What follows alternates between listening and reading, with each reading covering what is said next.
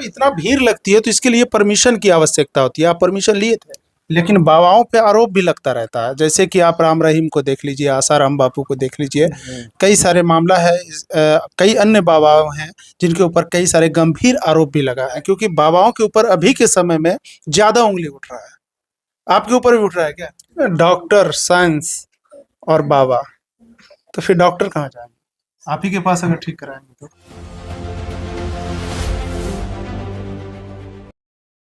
तो बहुत जल्द भक्त लोग के बीच हम आने वाले हैं, बहुत जल्द फिर से जन कल्याण में लग जाएंगे। थोड़ा दिन के लिए व्यवस्था में हम लग चुके हैं अभी। जैसे अर्जी लगाते हैं, बागेश्वर वाले बाबा भी हैं, उनके पास लोग पहुंचते हैं, अर्जी लगाते हैं। आपके पास भी आ रहे हैं लोग, अर्जी आपके पास भी लगा रहे हैं। तो किस तरह से देखते हैं, जो भी अर्जी लगाने वाले होते हैं तो आपके पास पहुंचते हैं, तो उनका किस तरह से आप ट्रीटमेंट करते हैं? उनको कब अपनी सिद्धि से आप उनको कैसे ठीक कर पाते हैं? देखिए, अर्जी लगाते हैं, अर्जी लगाने के बाद उनको बुलाया जाता है। अगर वो पहुंचते हैं तो अक्षत और विभूति आशीर्वाद दिया जाता है। बस अक्षत और विभूति से, किसी से आशीर्वाद बस अक्षत फूल विभूति से तो दिया जिनको जाता है। अर्जी लगाना होगा तो वो कैसे आएंगे? अपने घर से स्नान उस्नान करके थोड़ा अक्षत ले लीजिए, कुछ प्रसादी होता है तो ले लीजिए, नहीं होता है तो अक्षत ले लीजिए, जनेऊ ले लीजिए, चले आइए, बस हो गया। नहीं लेना है तो वो भी मत लीजिए। मन में अपना दिल से भाव रखना है, भगवान के प्रति श्रद्धा, प्रेम, प्यार रखना है, हो गया। जिसको भी आप मांगते हैं उसके लिए भाव रखना है। यहाँ जातिवाद ऐसा कुछ नहीं है। जो जिस भगवान को मानते हैं अपने अंदर भावनाएं रख करके, और उसके बाद आप आते हैं, अर्जी लगा पाते हैं। अर्जी लगाने के लिए क्या पर्ची वगैरह का भी व्यवस्था किया गया है? क्योंकि बहुत ज्यादा, क्योंकि 10 से 15 हजार बता रहे हैं कि यहाँ पे क्राउड आता है, काफी श्रद्धालु पहुंचते हैं। तो इस भीड़ में आप तो प्रत्येक दिन कितने श्रद्धालु को आप चेक कर पाते हैं, देख पाते हैं? देखिए, हम अकेला हैं, श्रद्धालुगण 10 से 20 हजार की सुर्खिया में अभी पहुंच रही है। हम तो उतना को देख पाएंगे? नहीं देख पाएंगे।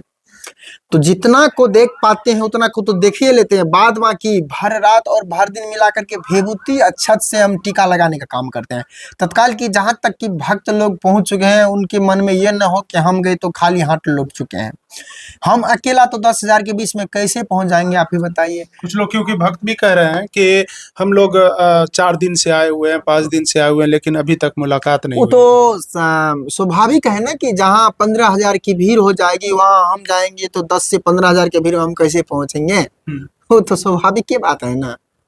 तो कुछ लोग ऐसा होता है कि 5-5 दिन हम उनको देख भी लेते हैं तो बैठल रहता है कि हमको अर्जी लगा करके देखना है। तो अर्जी लगा करके देखना है, हमको बुलाया जाए, उसमें तो टाइम लगेगा। तो यही हो गया, जिसको आस्था है कि हमें अर्जी लगाएंगे तब हमारी मनोकामना, उसको टीका भी दे देते हैं, विभूति भी दे देते हैं, तो नहीं जा पाते हैं। तो हमको अर्जी लगा करके देखना है, वही लोग बैठते हैं। किस तरह के जो लोग पहुंचते हैं, कितने प्रकार के लोगों को आप ठीक कर पाए हैं अब तक?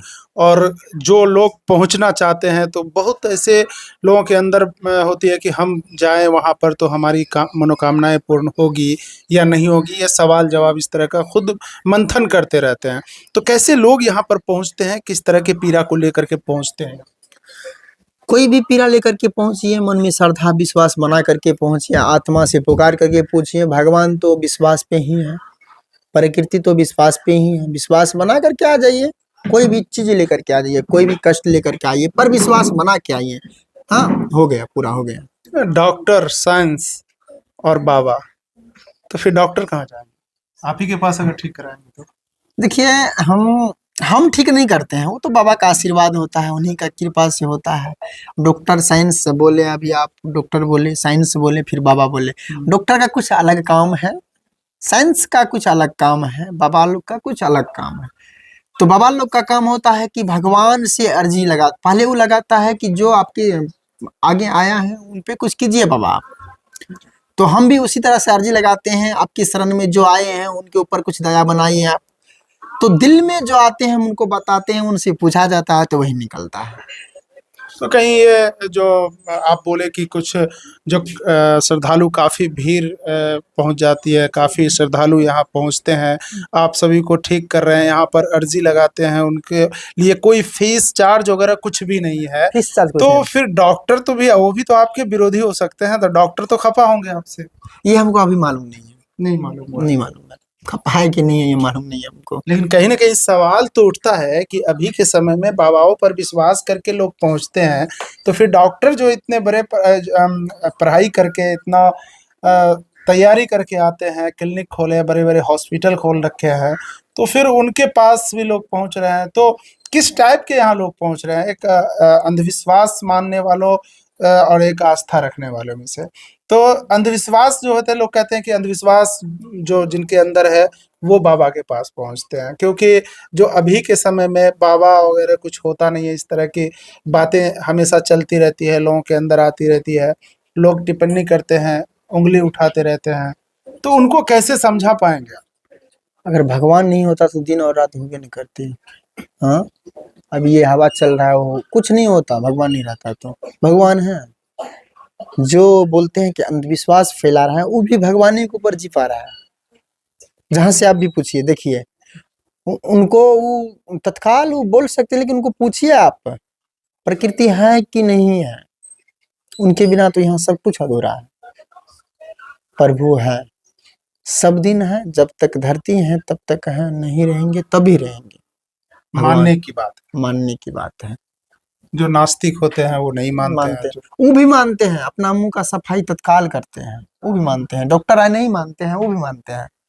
डॉक्टर लोग जैसे अभी चांद पे पहुंचा था वो जो बोल रहे हैं आप, चंद्रयान, तो जो वैज्ञ साइंटिस्ट बनाए थे चंद्रयान को पहुंचे गए, वो साइंटिस्ट उज्जैन महाकाल में हवन जाकर कर रहे थे कि ऊर्जा, हे भगवान सफलता पा ले, हे भगवान, तो सफलता पा लिया। कहीं ना कहीं भगवान साइंटिस्ट को भी मानना पड़ा कि भोला बाबा है, प्रकृति है। जाकर आप ही लोग बोलिए कि किया हवन कि नहीं किया, उज्जैन में किया ना हवन, बताइए तो।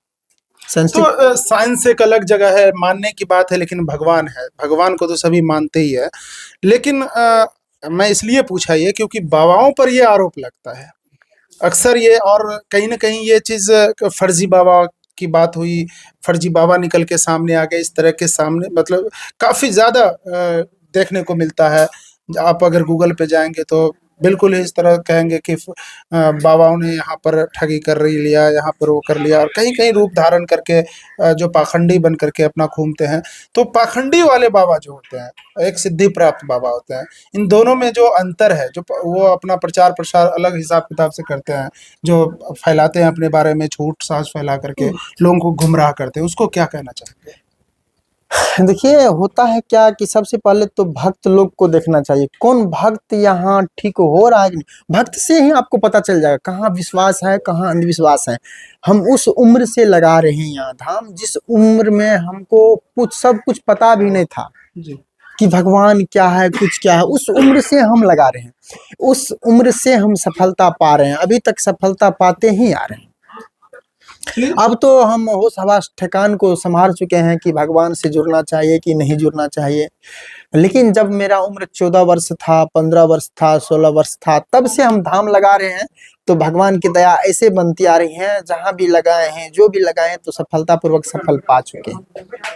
क्योंकि बागेश्वर वाले धाम पर बाबा पर भी आरोप लगा कि वो ट्रिक से अपना पर्ची निकाल देते हैं, तो ये कोई ट्रिक्स वगैरह तो नहीं है? हम किसी के बारे में नहीं बताएंगे, हम अपना बारे में बताते हैं। आप जगह पे आकर के, धाम पे आकर के, सिविया बन करके, अपना आईडी रख करके, बिना प्रूफ के, बिना मीडिया के आप आइए, जांच कीजिए, बैठिए, ध्यान से देखिए, फिर आप रिपोर्ट बनाइए, जो होता है वो रिपोर्ट बनाइए, तब पता चलेगा कि पाखंडी है या सिद्धि प्राप्त। तब तो पता लगेगा ना आपको ये पाखंडी है या सिद्धि प्राप्त है, कि देविक शक्ति है कि नहीं, दिव्य शक्ति है कि नहीं। आप बिना मेक के आइए, सामान्य लोग बन करके आइए, भक्त लोग बन करके आइए, अर्जी लगाइए, अर्जी के बाद आप वहां आइए और फिर पूछिए।